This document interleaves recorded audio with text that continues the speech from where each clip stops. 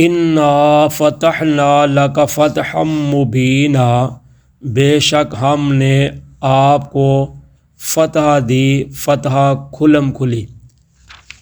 لیغفر لک اللہ ما تقدم من ذنبک وما تأخر، تاکہ ہم معاف کر دیں آپ کے پہلے گناہ اور پیچھے والے گناہ۔ وَيُتِمَّ نِعْمَتَهُ عَلَيْكَ، اور تاکہ ہم پورا کریں آپ پر اپنے احسان کو۔ وَيَهْدِيَكَ صِرَاطًا مُسْتَقِيمًا، اور آپ کی رہنمائی فرمائیں سیدھے راستے کی طرف، یا آپ کو چلائیں۔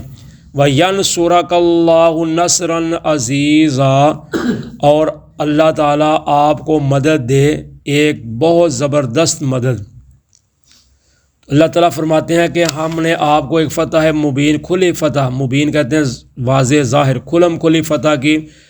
دی ہم نے۔ تو اس فتح سے مراد فتح صلح حدیبیہ ہے، یا فتح سے مبین سے مراد فتح مکہ ہے، کیونکہ صلح حدیبیہ جو تھی یہ سن 6 ہجری میں ہوئی، اور فتح مکہ جو تھا وہ 8 ہجری میں ہوا۔ تو اللہ تعالیٰ فرماتے ہیں کہ ہم اس کے عوض میں 4 چیزیں آپ کو انعام فرمائیں گے، 4 چیزیں آپ کو دیں گے۔ پہلے نمبر پر تو آپ کے گناہ ہم معاف کر دیں گے، جو پہلے تھے اور جو پچھلے تھے۔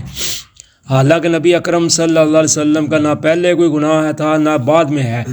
کیونکہ نبی جو ہوتا ہے وہ معصوم ہوتا ہے، باقی کلہم تمام اولاد آدم گناہ گار ہے سوائے نبیوں کے۔ تو انبیاء علیہ السلام سے بھی نبی اکرم صلی اللہ علیہ وسلم کا پھر چونکہ سب سے زیادہ مقام ہے، تو اس لیے آپ کا گناہ کوئی نہیں تھا، لیکن بشری تقاضے کے تحت جو آپ سے کوئی چھوٹی موٹی کمی پیشی ہو جاتی تھی تو آپ اس کو بھی اپنا گناہ تصور کرتے تھے۔ جیسے غزوہ بدر کے موقع پر قیدیوں کے معاملے میں اللہ کے نبی صلی اللہ علیہ وسلم نے سیدنا حضرت ابو بکر کی بات مان لی، حضرت عمر کی نہ مانی، حالانکہ اللہ کی بھی رائے یہی تھی کہ یہی کچھ ہونا چاہیے جو حضرت عمر کہتے ہیں کہ ان کے کافروں کو قتل کیا جائے تاکہ کفر کا نام و نشان مٹے، لیکن آپ نے حضرت ابو بکر کی بات مان کر ان سے فدیہ لے لیا، ان کو چھوڑ دیا۔ اسی طرح غزوے میں آپ سے منافقوں نے اجازت چاہی تو اللہ کے نبی صلی اللہ علیہ وسلم نے ان کو اجازت دے دی، تو اللہ تعالیٰ نے فرمایا اف اللہ عنک لما اذنت لہم، کہ اسی تواڈے تو درگزر کر دیتا ہے، تسی انہوں نے اجازت کیوں دی ہے۔ تو اسی طرح نبی اکرم صلی اللہ علیہ وسلم کبھی کبھار نماز میں بھول جاتے، غلطی ہو جاتی، 2 کی بجائے 3 یا 4 کی بجائے 2 پڑھ لیں، تو یہ 1-2 واقعے آتے ہیں حدیث میں کہ آپ نماز میں کمی پیشی ہوگی، تو یعنی آپ اس کو اپنی غلطی تصور کرتے تھے،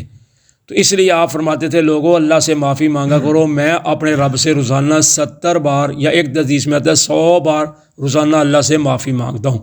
تو یہ اللہ تعالیٰ فرماتے ہیں کہ ہم نے آپ کے پہلے بھی اور پچھلے بھی سارے گناہ ہی معاف کر دیے ہوئے ہیں، آپ کا گناہ ہے ہی کوئی نہیں۔ اور فرمایا ہم تاکہ آپ پر اپنے احسان کو پورا کریں، تو احسان کیا ہے کہ اب آئندہ کوئی خوف و خطرہ نہیں ہوگا، کوئی فکر نہیں ہوگا، اب آپ کے صحابہ جانسار آپ بھی جس طرح چاہیں گے آسانی کے ساتھ اللہ کی عبادت کریں گے، جہاں مرضی رہیں گے، اب کوئی خطرہ نہیں ہوگا۔ یہ جو دشمن جو تھے نا روزانہ آ جاتے تھے آپ پر حملہ کرنے کے لیے یا پروگرام بناتے تھے، اب یہ ختم ہو جائیں گے۔ اور تیسرے نمبر پر فرمایا کہ ہم آپ کی رہنمائی فرمائیں گے سیدھے راستے کی، یعنی ہم آپ کو سیدھے راستے پر چلا دیں گے۔ سیدھا راستے سے مراد وہی ہے یعنی جو ہدایت کے اعلیٰ سے اعلیٰ درجات ہیں ان سے ہم آپ کو نواز دیں گے۔ اور فرمایا وَيَنْصُرَكَ اللَّهُ نَصْرًا عَزِيزًا، اور اللہ تعالیٰ آپ کی زبردست مدد فرمائیں گے کہ اللہ تعالیٰ آپ کو ایسا غلبہ عطا کریں گے کہ اس کے بعد کفر کا نام و نشان مٹ جائے گا، کفر جو ہے وہ سر نہیں اٹھا سکے گا۔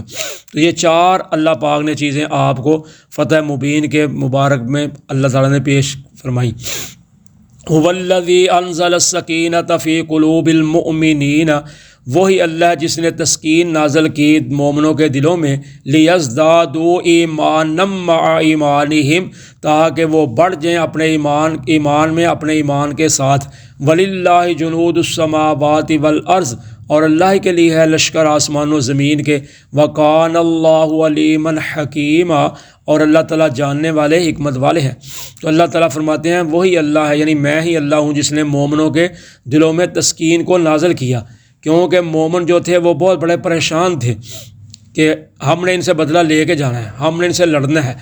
تو اللہ تعالیٰ فرماتے ہیں پھر میں نے ہی ان کے دلوں میں تسکین نازل کی کہ کوئی بات نہیں، پریشان نہ ہو، اگر تم کو یہ نہیں جانے دیتے مکہ تو کوئی بات نہیں، آپ بے فکر ہو جائیں۔ اسی وجہ سے کل جو میں نے بیان کیا تھا کہ صحابہ نے جانوروں کو نہر نہ کیا، جب آپ نے حکم دیا کہ نہر کرو، احرام کھولو، تو انہیں نہ کھولے، کیونکہ وہ پریشان تھے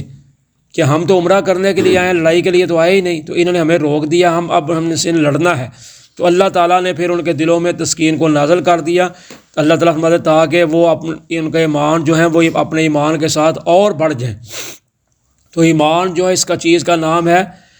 ایمان یزید و ینقص، کہ ایمان کبھی بڑھتا ہے، کبھی انسان کا ایمان کم ہوتا ہے۔ ایمان جامد نہیں ہے، یعنی کبھی بڑھ جاتا ہے، کبھی کم ہو جاتا ہے۔ تو اللہ تعالیٰ فرماتے ہیں اللہ کے لیے ہے لشکر آسمان و زمین کے، یعنی اللہ تعالیٰ چاہتے تو آسمان سے فرشتوں کو نازل کر کے تو ان کو ختم کر سکتے تھے، اللہ تعالیٰ چاہتے تو زمین سے طرح طرح کے عذاب پیدا کر کے ان کو ختم کر سکتے تھے، لیکن اللہ تعالیٰ نے کیوں نہیں کیا؟ یہ اللہ تعالیٰ کی حکمت بالغہ کے خلاف ہے کہ اللہ تعالیٰ جو چاہتے ہیں کہ مومن جو مسلمان ہیں وہ لڑیں ان کے ساتھ، وہ جہاد کریں، تاکہ ایک تو ان کو شہادت ملے، دوسرا ان کو مال غنیمت ملے، اور وہ اسلام کو بلند کریں اور وہ غازی بنیں۔ تو اللہ تعالیٰ فرماتے ہیں اللہ تعالیٰ جاننے والے بھی ہیں اور حکمت والے بھی ہیں۔ لِيُدْخِلَ الْمُؤْمِنِينَ وَالْمُؤْمِنَاتِ جَنَّاتٍ تَجْرِي مِن تَحْتِهَا الْأَنْهَارُ، تاکہ اللہ تعالیٰ داخل کریں مومنوں کو، مردوں کو اور مومنہ عورتوں کو ایسے باغوں میں جن کے نیچے نہریں جاری ہیں، خالدین فیہا، وہ ان میں ہمیشہ رہیں گے، وَيُكَفِّرَ عَنْهُمْ سَيِّئَاتِهِمْ، اور مٹا دے گا اللہ تعالیٰ ان سے ان کی غلطیاں، وَكَانَ ذَلِكَ عِندَ اللَّهِ فَوْزًا عَظِيمًا، اور ہے اللہ کے ہاں ان کے لیے بہت بڑی کامیابی۔ تو اللہ تعالیٰ فرماتے ہیں یہ جہاد کروا کر میں کیا چاہتا ہوں؟ تاکہ مومن مرد اور مومنہ عورتیں جو ہیں وہ جنت میں چلے جائیں، ان کو جنت مل جائے۔ تو حدیث میں آتا ہے صحابہ کرام رضوان اللہ علیہم اجمعین نے جب سورہ فتح کی یا ابتدائی حصہ جب سنا تو انہوں نے نبی اکرم صلی اللہ علیہ وسلم سے عرض کیا، اللہ کے نبی صلی اللہ علیہ وسلم جی، اللہ تعالیٰ نے آپ کو تو یہ مبارکباد دے دی ہے، اللہ تعالیٰ نے تو آپ کے لیے فرما دیا کہ آپ کے پہلے اور پچھلے گناہ معاف کر دیے ہیں، تو ہمارے لیے کیا ہے؟ تو پھر اللہ تعالیٰ نے یہ نازل فرمائی آیت کہ لِيُدْخِلَ الْمُؤْمِنِينَ وَالْمُؤْمِنَاتِ، کہ اللہ تعالیٰ مومنوں کو بھی چاہتا ہے کہ مومن بھی جنت میں جائیں، مومنہ عورتوں بھی جنت میں جائیں۔ تو اللہ تعالیٰ فرماتے ہیں اس میں ہمیشہ رہیں گے، اور اللہ ان کے گناہوں کو بھی معاف کریں گے، اور اللہ کے ہاں ان کی بہت بڑی کامیابی ہے۔ وَيُعَذِّبَ الْمُنَافِقِينَ وَالْمُنَافِقَاتِ، اور تاکہ وہ عذاب کرے منافق مردوں کو اور منافقہ عورتوں کو، وَالْمُشْرِكِينَ وَالْمُشْرِكَاتِ الظَّانِّينَ بِاللَّهِ ظَنَّ السَّوْءِ، اور مشرک مردوں کو اور مشرکہ عورتوں کو جو گمان کرتے ہیں اللہ کے ساتھ برا گمان، علیہم دائرۃ السوء، ان پر ہی ہے زمانے کی گردش یا برائی، وغضب اللہ علیہم، اور ان پر اللہ کا غصہ ہے، ولعنہم، اور ان پر لعنت ہے اللہ کی، واعد لہم جہنم، اور اللہ نے تیار کیا ان کے لیے جہنم، وساءت مصیرا، اور بری ہے وہ لوٹنے کی جگہ۔ تو اللہ تعالیٰ فرماتے ہیں اللہ تعالیٰ چاہتے ہیں کہ مسلمانوں میں